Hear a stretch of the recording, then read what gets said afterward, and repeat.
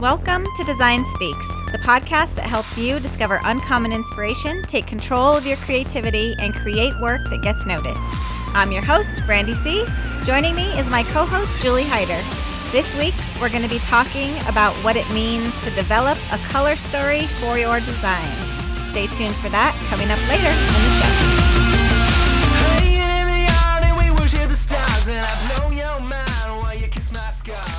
Hi, Julie.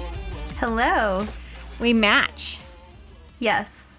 I'm so excited. But I kind of love it. I love it too. So, yellow. Weird question. If you were a color, what color would you be and why? I might be yellow. I don't know. If I wasn't yellow, I would say maybe green, but like a nice, bright, minty green. Minty green. Okay. Yeah. Okay. So, funny.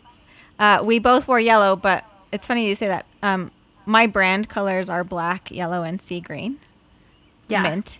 So, that's really fun. So, my shirt, I like having video. I can show people. My shirt says yellow is my power color. I got Perfect. it from, I think it's just called Bando. It's BAN.DO. And they have other shirts that say pink is my power color or whatever. But so I asked that question not to be a weird real life version of those Facebook quizzes that are if you were a color, what would you be? But to kind of show how easy it is to use color to add meaning and depth. So I use yellow as my power color and as part of my branding because yellow is outgoing, it's extroverted, it's friendly, it's intelligent, all things that I would ascribe to myself. It also refuses to be ignored. You cannot ignore yellow. So Yes. If I had to choose one color, it would definitely be yellow. So in this case, basically showing that helps people understand a little bit more about who you are. If you even if you're just in a conversation and you tell people my favorite color is red, that says something about who you are as a person because of you know what red means. So a color story is much more than that, and I can't wait to talk to everyone about it and share some more about that. But first, what have you been up to? Well, today is kind of exciting because I'm actually buying a Jeep today later. Tell me more.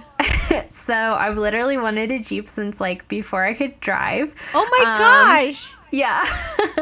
But it never seemed practical for me. I have a little super great gas mileage hatchback right now. And I love it because it's small and can go anywhere it wants to and everything. But with my work and just the with way we live that our picture life, in the background is where you like to Yes. go. this You can't take your hatchback there. No, definitely not. So describe for our listeners what is happening here. Yes. Okay. So my window background of the day is actually a photo that I took. You can kind of see there's this amazing alpine lake incredible. that's a crazy electric teal color. And Nature. then the mountains are a really bright spring green. The sky is blue. And this photo is of course edited, but not over edited. This is literally what it looks like in real life. This is one of my favorite places in southwestern Colorado. And I'm actually going to be going there in a few weeks with the Jeep. Yes. Is this the reason you bought the Jeep?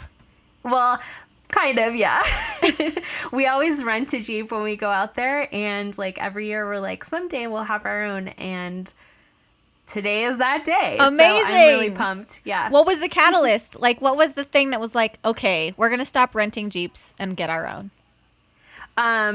When I'm doing location scouting for my clients, I always end up finding super cool places that I think are hidden gems, but I can't go see them in person because I literally can't get to them. And I was I just need to have the ability to do that and to take my clients to places. Mm-hmm. So I was you know what? I'm going to do it. And also it's a business expense. So yay. Oh my gosh. Yeah. I don't know how many businesses can write off a Jeep, but right? You can. And that's amazing. That's so exciting. What color? Does it matter? Is it a... Okay. You can open the top? Tell me more. Yeah, you can totally open the top. And so I really like, if I were to have any color of Jeep, I would either do turquoise or yellow or like a corally orange, not like straight up orange, but like Ooh. a, yeah, I've seen them like custom done and they look amazing. Especially Do against they like have all the mountains choices like this. there? Do they have all those color choices? It depends on like the year and the model and Gotcha. all that stuff. So I'm buying used because they're very Yeah, expensive. totally. So I didn't really have a choice in the color, but so the one we're getting is like a burgundy color, so I don't hate it, That's not but bad. It's yeah, not I can white totally or live. just like plain gray or something. Yeah, I can live with it. But yeah, my dream would be like a turquoise one or like I don't know, something a little brighter because I feel like with Jeeps, like you can get away with fun colors You and not be can. like the crazy person driving down the road. Yeah, with like a an old Subaru and like neon green or something. Yeah. Yeah. Yeah, that's awesome. Well, you have inspiration right behind you. That teal from that lake would look So pretty good. fun on a Jeep. That's really exciting. I'm Yes. so excited for you. Yeah, me too. Well, by the time this episode comes out, you will have had this Jeep for a little while, so Yeah, you I'll can be probably go adventuring. check out Julie's pictures of her Jeep. I'm certain you will be posting pictures of your Jeep. Yes, definitely. Yeah, so what has been inspiring you besides my beautiful photo I out my can't little even. fake window? I know. I can't even. It's so gorgeous. It's unreal sometimes how nature just looks like fiction. But so speaking of fiction, actually, what's been inspiring me lately, we got a subscription to the masterclass thing, and Yeah. one of the I've been taking some different master classes. I've done an interior design one. I did a photography one, and I have been recently doing a Margaret Atwood masterclass on creative writing.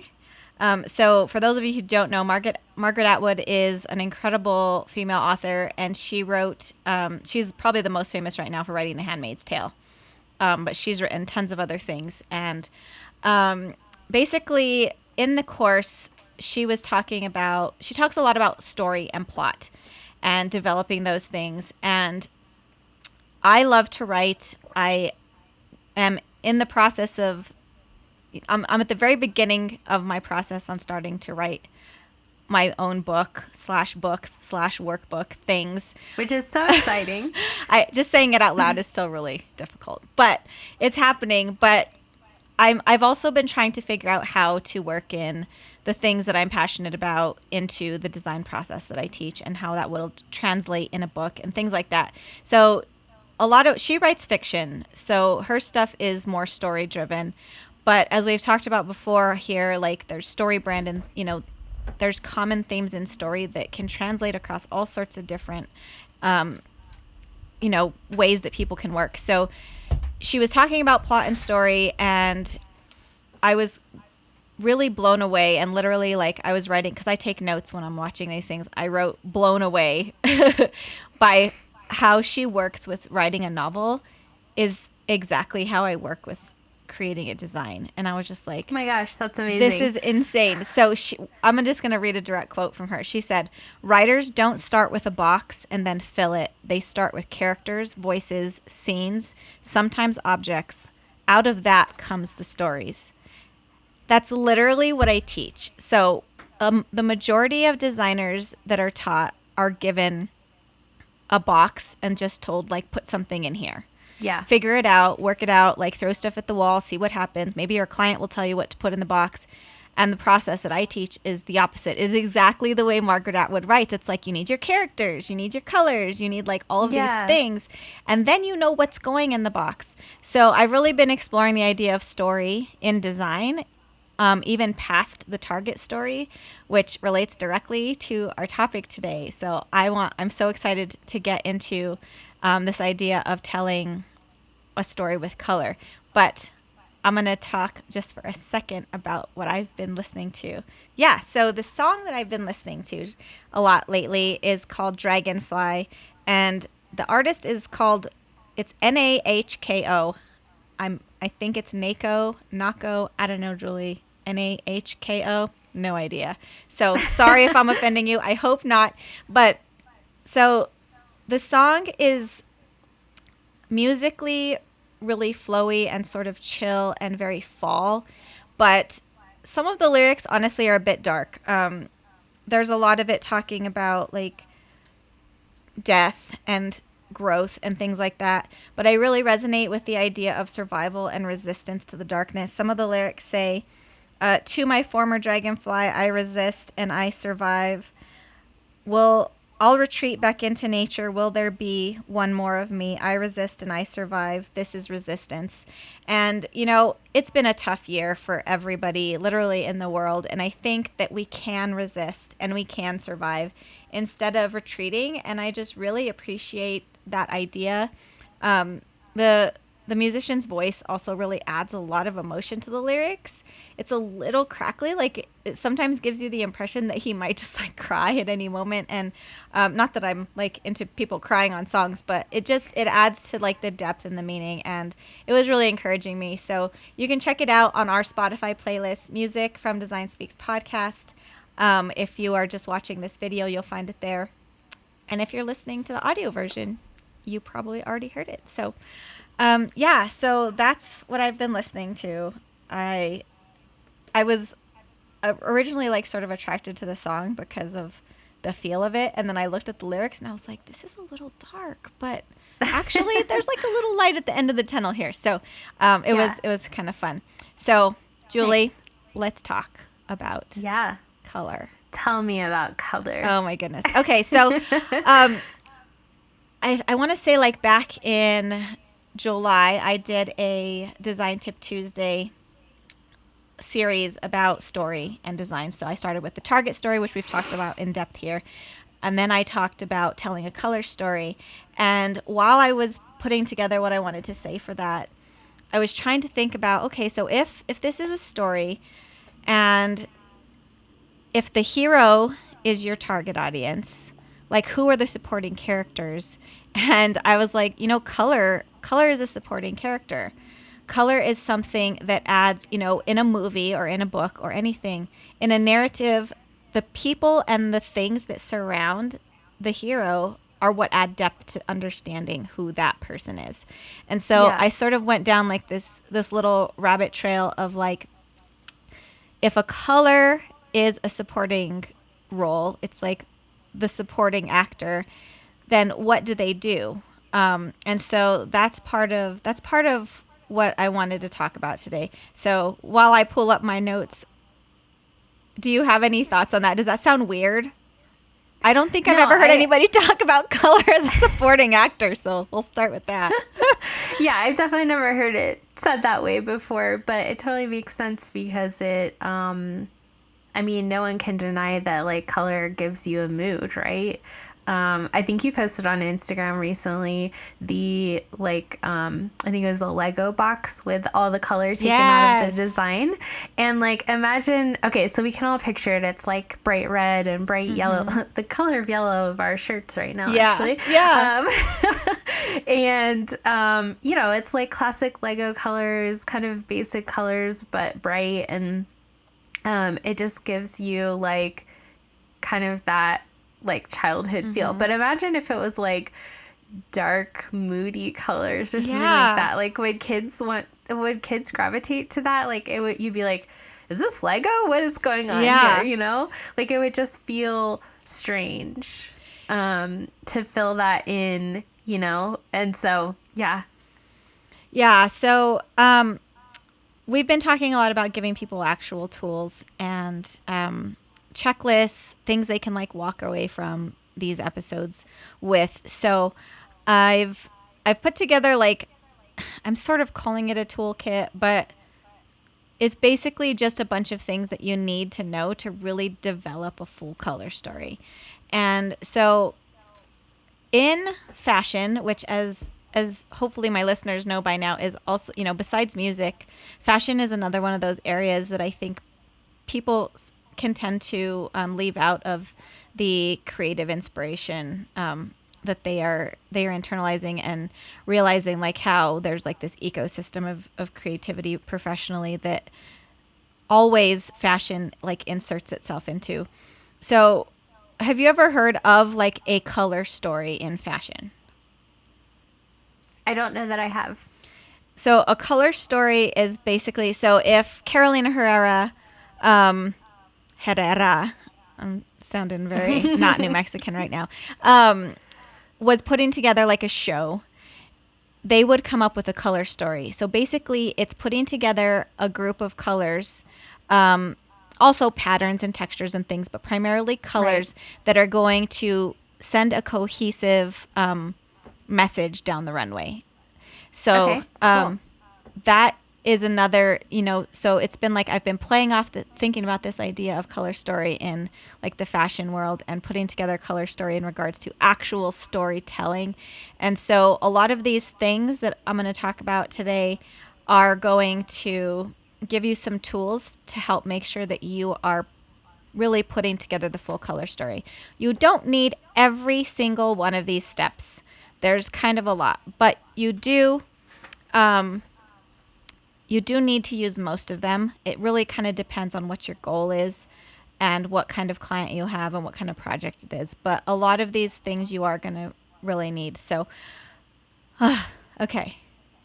Do you have any starting questions about color, or should I just like talk and let you just like raise your hand? Because when I start talking about color, I'm like a freight train.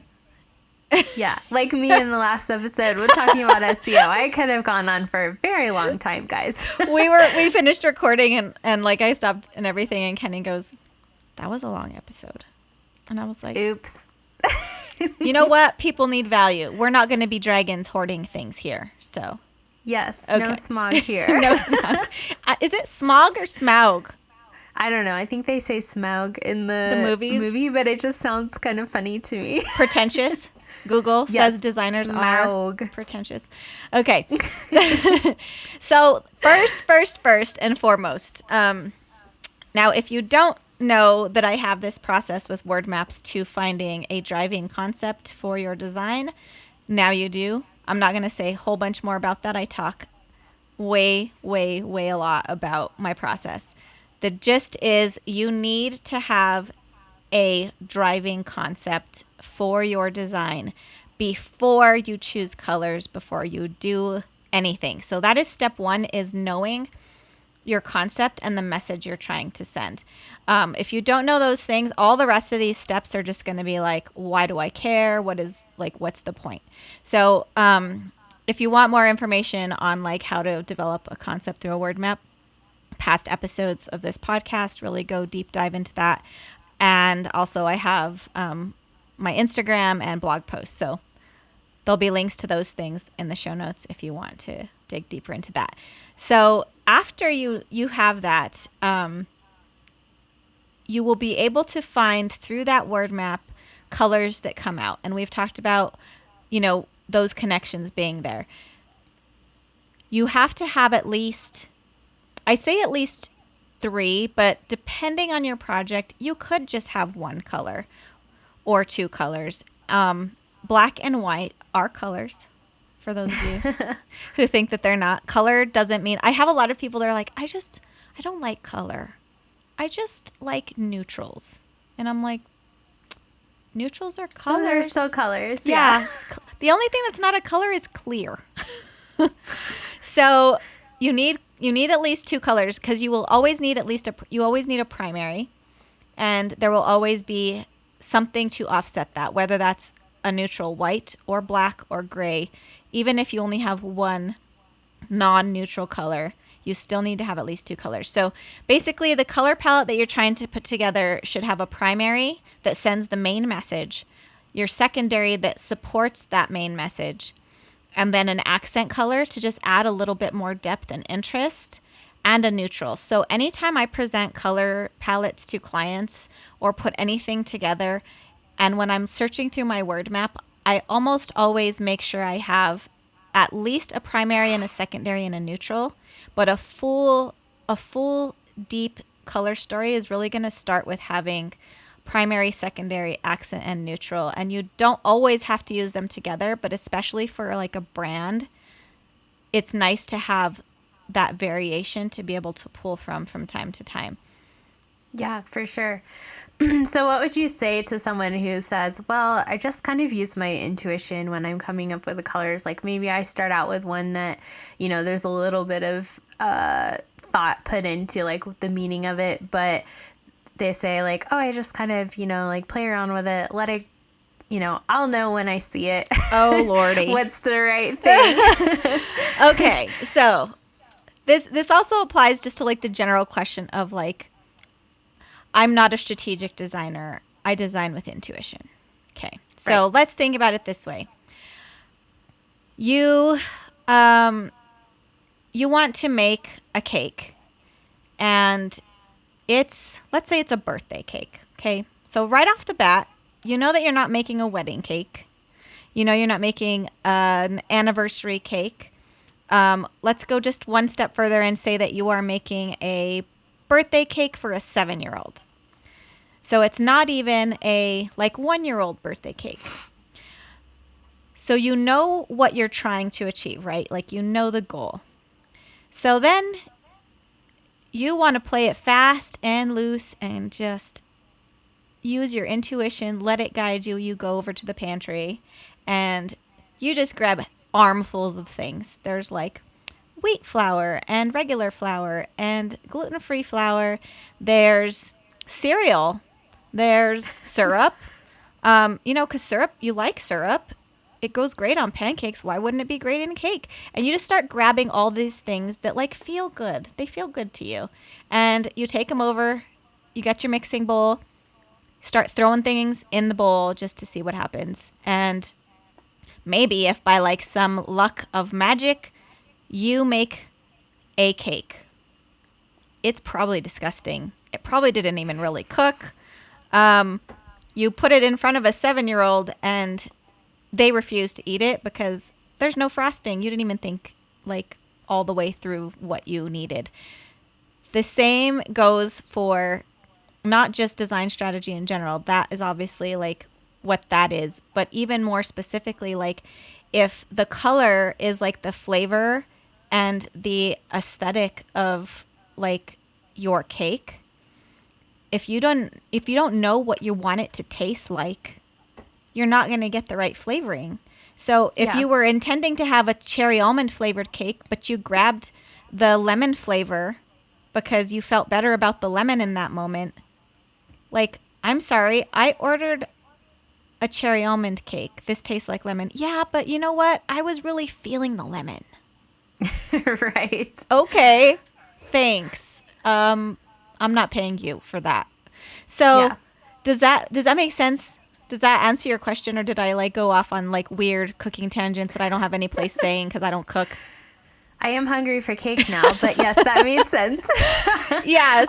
Oh my gosh. Well, and also like, we all want to be efficient and not spend more time on a project than we need to. And that just sounds really time consuming of like, you try this, you bake it, it didn't turn out quite right. So you have to start over and work on something else. And you're just kind of guessing, even though you're calling it intuition. Right. Exactly. And I here's where I get feisty and fiery. I think that when I'm talking to designers about this and they say things like that to me, it says to me, I don't want to do it that way. So I'm going to try and come up with something that sounds really great to make it sound like I know, like I just know. It's just in me.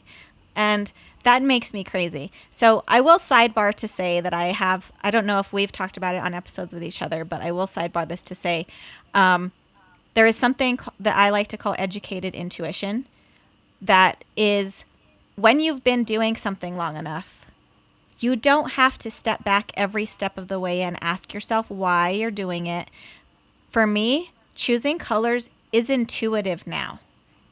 Yeah. Because I've been doing it so long, I can choose colors that feel right. But if I step back and ask myself why, it will resonate and it will be the right thing because I know what green, blue, teal, I know the difference between sky blue and true blue and what those messages are. So when There's knowledge to back it up. Exactly. So that's the difference. So if you are a designer that designs intuitively and you don't like double, single, triple check everything that you do, your intuition is probably there because you know what you're doing. The check for me, and I still do check myself now and then, is what do I like? How do I explain this to my client? Making sure that I still know how to say why I chose this color. And I always, before I present, I do always double check. I go and I look at that specific shade and make sure that the meanings are exactly what they should be. And so, all that to say, knowing the message that you're trying to send is going to help you choose these colors. But we are only in step 2 of 7, so I should probably Yes, continue. stop with the cooking references and keep going. So this next part is like really fun, and I don't personally do this very often.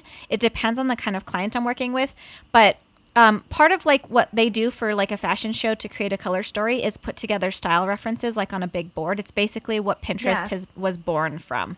Yeah. Is this idea that you put together a color story, and that's things that you want to collect. And this can be a pin board, it can be a real board, it can be like a scrapbook. However you decide to do this, this just kind of helps you understand the full gamut of your story. So you're going to collect things like fashion, products, textiles, furniture, car colors. You were talking about how like Jeep has certain color schemes available to them. And if you were my ideal target audience and I knew that you drive a Jeep and that you like fun colors, I would put a Jeep in that color scheme up on that board because it gives me a full picture of the story I want to tell with color, but also a little more insight into who you are. So it's not just a bunch of random things that you find interesting in that color. It's things that apply to the message you're trying to send and to the person that you're talking to with that color story. Man, okay. That one's fun. So that one's just the visual style references and creating a color storyboard with your color palette. So I like mixed metaphors all over the place. So storyboarding also is like something that videographers do, which is something else I've been thinking about, how to incorporate the idea of storyboarding and telling a story and all this stuff. So creating a color storyboard with your color palette to help that. And make sure that you have those colors up on the board. So not just like all these things you're finding, but like the actual color palette that you have up there for you to reference. The next section is really, really important. And I think that it's something that gets lost. And this also plays off the idea of color being like in a supporting role. You'll see often in movies where you see a hero by themselves, right? And how they act by themselves is different than how they act like when they go interact with people. It's how we are as humans. Like I'm probably going to lounge differently around the house when I'm here by myself than I would if you were here. Or even like when my mom comes over, my mom's actually here for a couple of days hanging out, and I find that I'm like more conscientious of like how much lazying about I do when my mom is here right. Because it's like, she's going to think I'm lazy. Like she doesn't, but our perception and like how we react when other people are around. So the same goes for color. Like if your color scheme is yellow and like coral and they look great separate from each other, Mark Rothko, the abstract artist, did these. You've probably seen them. They're these very famous paintings that were basically color experiments where they're just blocks of color butted up against each other. And what he was doing was trying to understand the relationships that color have to each other. So if you are playing with this color scheme and separately these colors send the right message and they look great and they are part of your color story, but then you put them next to each other and they start to look weird, or like, have you ever seen things that like jitter?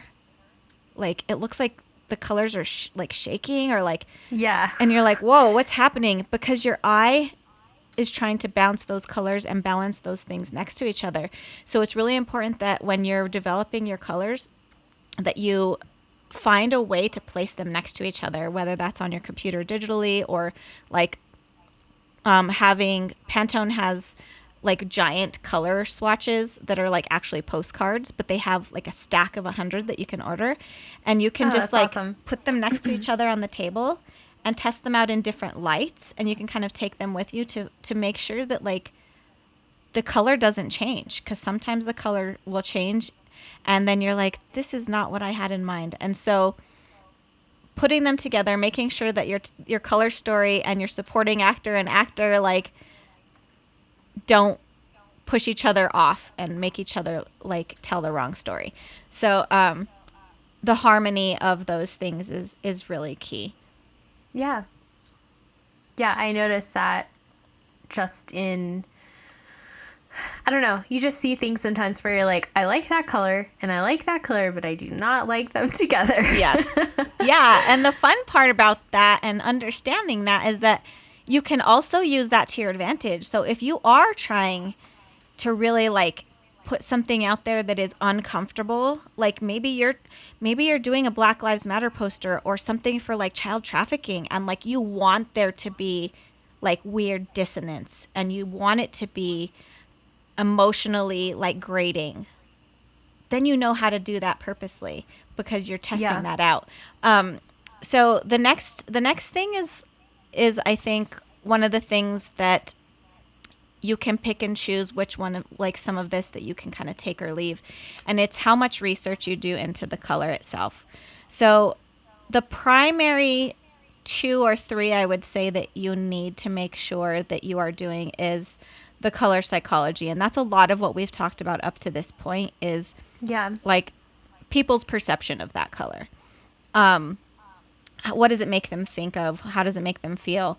The physiology and the science of it. Does the color cause any physical reactions, increased heart rate, calm, anxiety, those kinds of things you need to understand, because again, if you're not trying to send those messages intentionally, you may unintentionally send the wrong one. The last one that I think that you really need to make sure that you're looking into, and then I'll kind of add some deeper auxiliary ones. You need to know whether that color is going to even appeal to your client, because even if it's going to send the right message and it's a color that does not resonate with your target audience, you may need to find some other option. There are Yeah. like orange and yellow are different colors, but they have some similar meanings.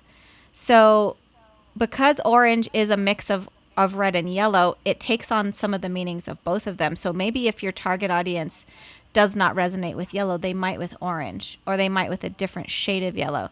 So understanding like the audience appeal as part of your research is really important. Some of these other ones that are really dependent on your client and your design is like cultural meanings. So Yeah. if you're designing for somebody out of Western culture, you're going to have to do some research on that, because in China, white is not for purity, it's for mourning. Yeah. They probably think we're real weird, like we're mourning our singlehood or something when we get married. Yeah. But just even knowing something that simple changes completely how you would design for a product that's going to be overseas. So just really Yeah, definitely. making sure that the culture is very in-depth researched. The history of a color, depending on what you're designing for, can be really important. Green was the color for fertility in the Renaissance. You can see it in art history, and blue in the Renaissance era was for purity. So again, white is relatively new to that, and I don't know why I keep going on that. It's just an easy one to kind of reference.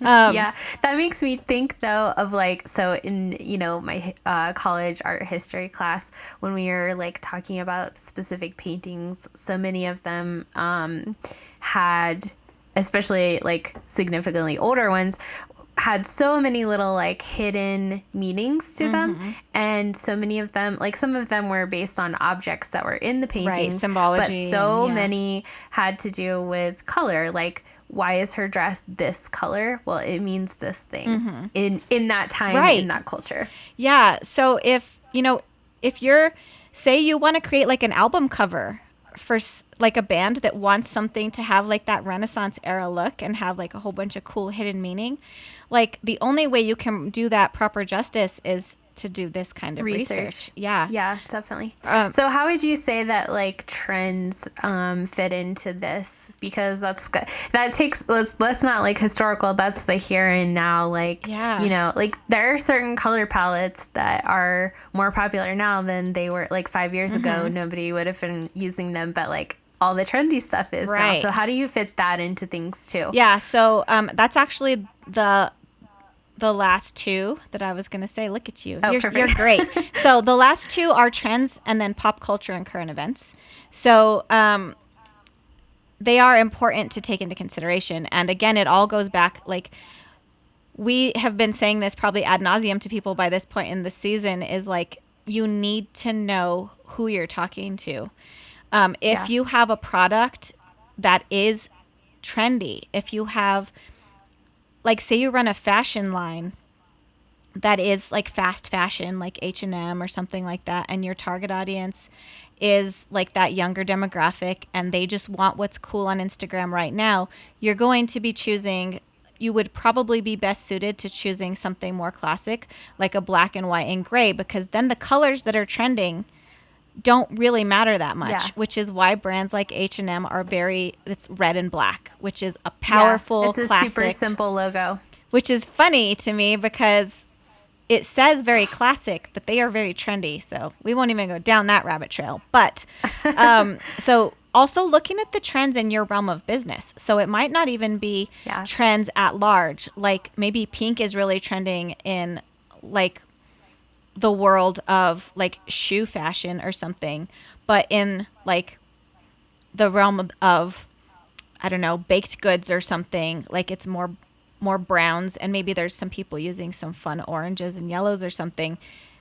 You can either choose to go down that route and use those same colors in a different way, or go in the complete opposite direction and find meaning in like teals and greens and things to kind of set yourself apart. So looking at the trends Yeah. and understanding why they're there and how you can either use them or go against them kind of to your advantage. Yeah, definitely.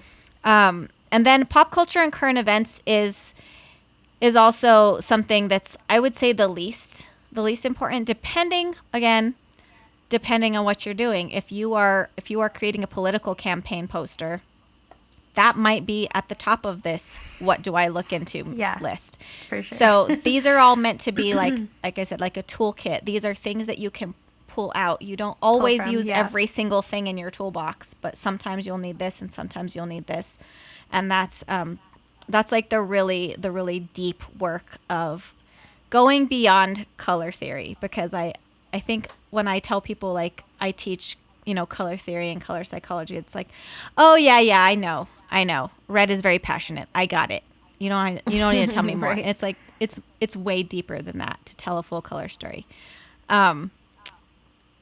The last thing on this list is the hardest thing, and that is the testing.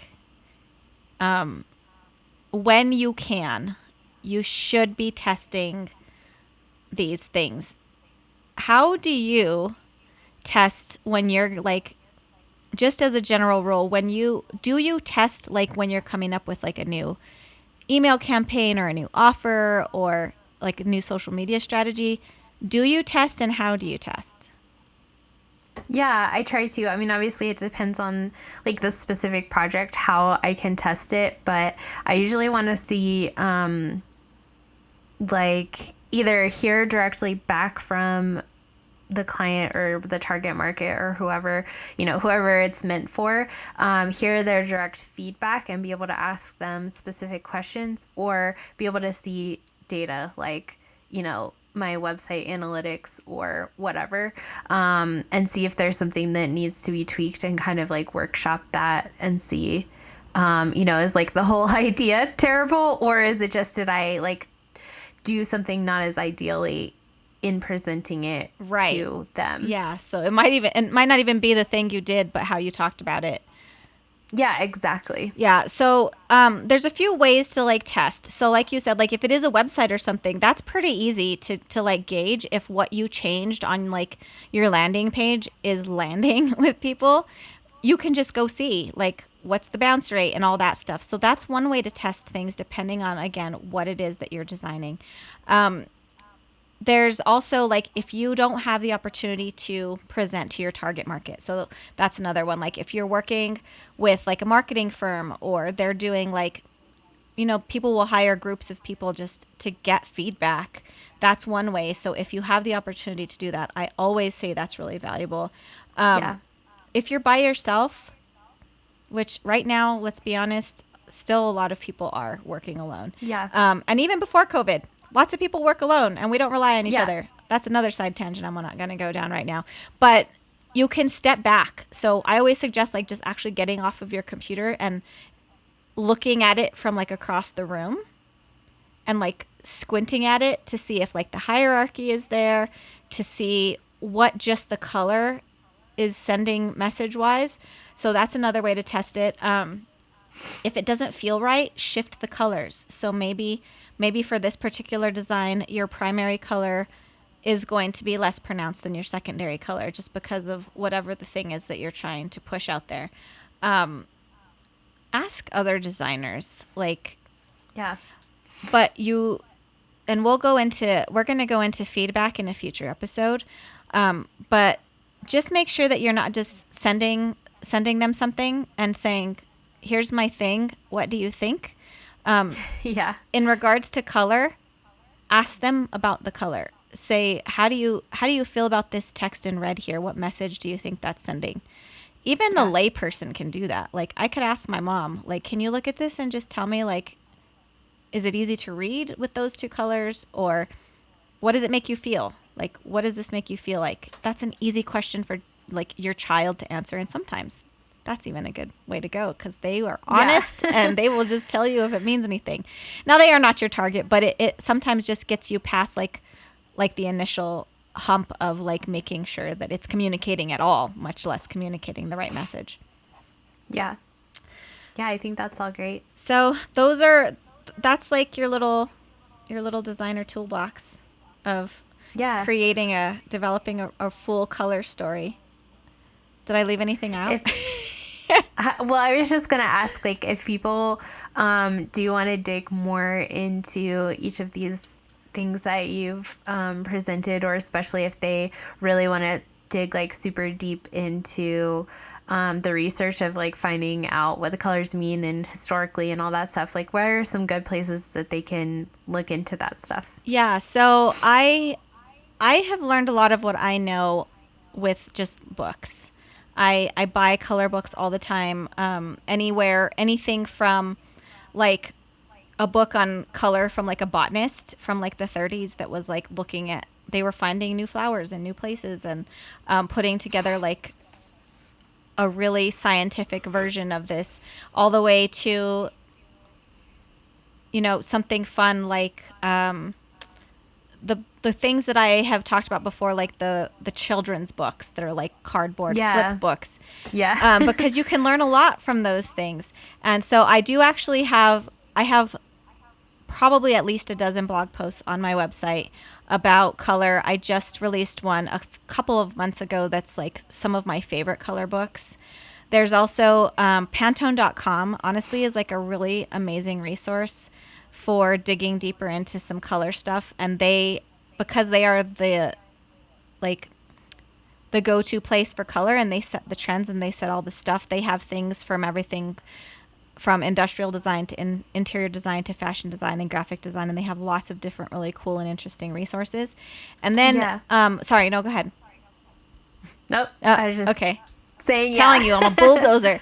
And then the last one that and I'll probably add more on the show notes, but just off the top of my head, like another one is colormatters.com, and that has a lot of really interesting deep dives into certain things like history and design, like graphic design, color history, and things like that. So cool. So those are the things. Awesome. So that is your toolkit, everybody. Now you know how to really dig in and develop a well-rounded color story. Be like a director, a movie director, and develop those characters, because that is your job, is to make them shine. So that's our episode for today. Be sure to check out Patreon to support us if you like what we're doing here. Your support means everything. It's Design Speaks Podcast on patreon.com. As always, you can leave us a note on Instagram. You can find us there at Design Speaks Podcast. And if you'd like to check out past episodes, current episodes, show notes, all that good stuff, you can find that at designspeakspodcast.com. Thank you for being here, for listening, and we will see you next time.